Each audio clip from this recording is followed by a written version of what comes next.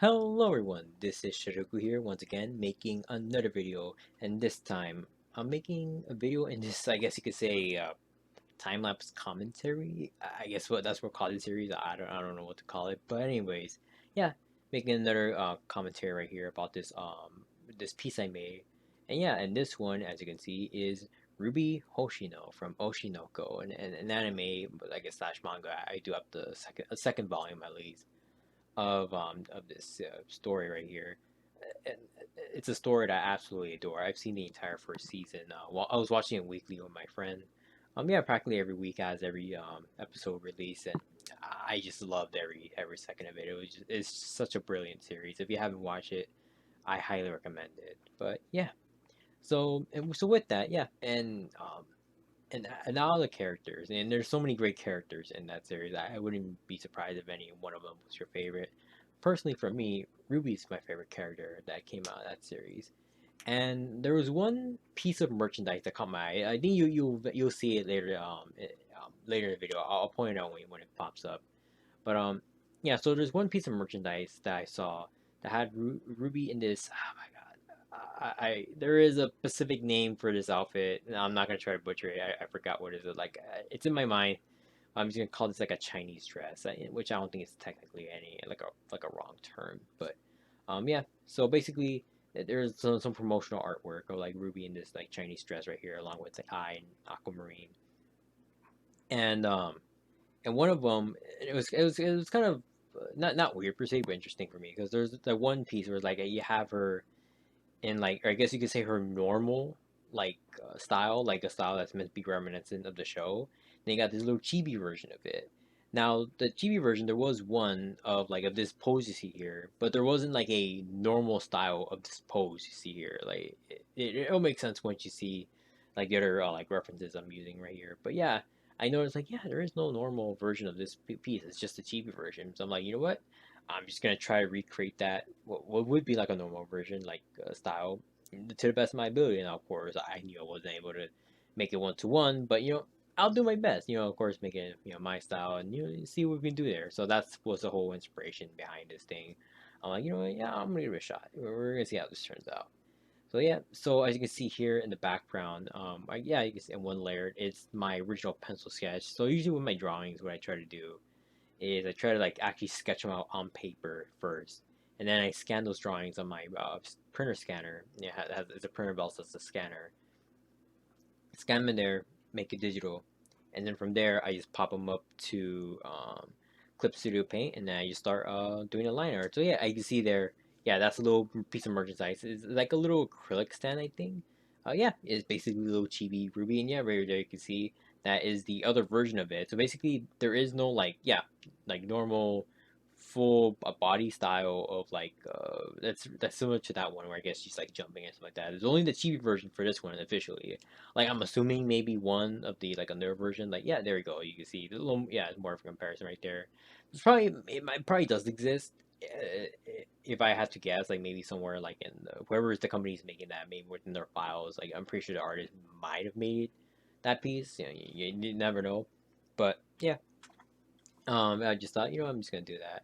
So one thing that was pretty, I guess challenging at least for this thing, of this piece specifically, was just for one how much detail there was. Because I'm like, damn, like okay, got all these flowers and stuff. So okay, so how do I stylize it to not like freaking break my hand or freaking stay up to like 6 in the morning doing this? Because I did it stay up a few nights trying to figure this out. So I'm like, okay, then I'm just gonna add a few flowers, trying to angle them a little bit because of course the dress it's not like flat. It's going around her body, of course, and then like the skirt kind of like puffs up a bit.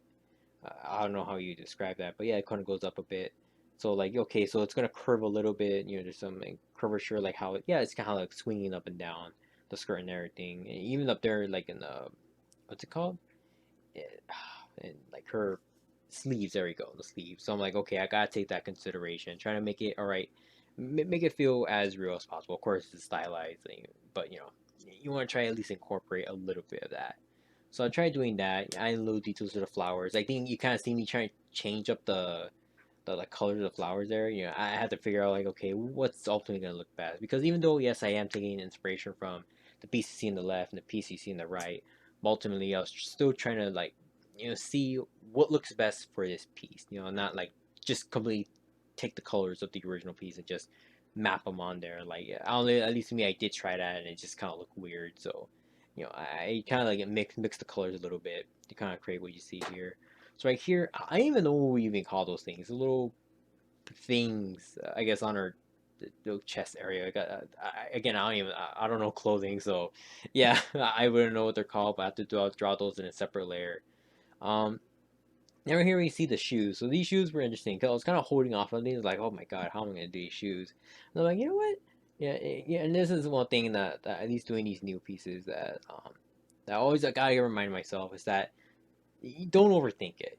Sometimes you think like, oh my god, it's gonna be a little too complicated, which it's not like simple per se, but like you just go right ahead, just do it. Like you see here, like I'm drawing these lines that would be the shoelaces, and then again, I was trying to align them so I could add these like those little I guess little circle holes things, so like where her shoelaces would actually go. But eventually, as you're gonna see later on, I eventually decided just to remove them since I thought it just made the shoes look a little too busy, at least too busy for me. So yeah, decided to remove them and thought, all right, this is fine. Yeah, again, sometimes you don't overthink it. Sometimes the simple answer is the best answer. At least for me, that's what I try to do. So right now I'm moving to this little shading section. Actually, real quick, the fan too. That fan was pretty fun to do. I think for that I use like straight lines, like on Clip Studio. There's like a little tool that allows you to do like perfect lines. So use that right there, and then also draw little like designs right there in the fan. So that was pretty cool. And yeah, then right here I'm doing some shading. So like, again, it's just like normal shading. I'm like, okay, I gotta mix with the colors a bit. The hair was pretty fun. So usually with the hair, what I try to do is like do like basically like a straight line. Like you're gonna see the clothing in a bit, where it's like okay, basically you have this like a line, and then the shadings right there. With the hair, I decided to use the airbrush tool to kind of give that little transition effect. Like okay, the bottom's a little bit more darker, and the top is a little more lighter. That seems to be the case with a lot of like Ruby's art, at least the official art. So yeah, incorporated that. So it was a little something else trying. I was trying something new here with that, and I think it turned out pretty well. I really did it, and yeah, right here you see me doing a little bit more of that. So yeah, I really enjoyed how it came out right there with the hair. I think I'm gonna use it more often now. I believe right here, right at the end, you're gonna see this like little background piece that pops up. Um, I think the reason why it just pops up because I made that in a separate canvas. Like this canvas was just becoming a little overwhelming with just how many layers I was using.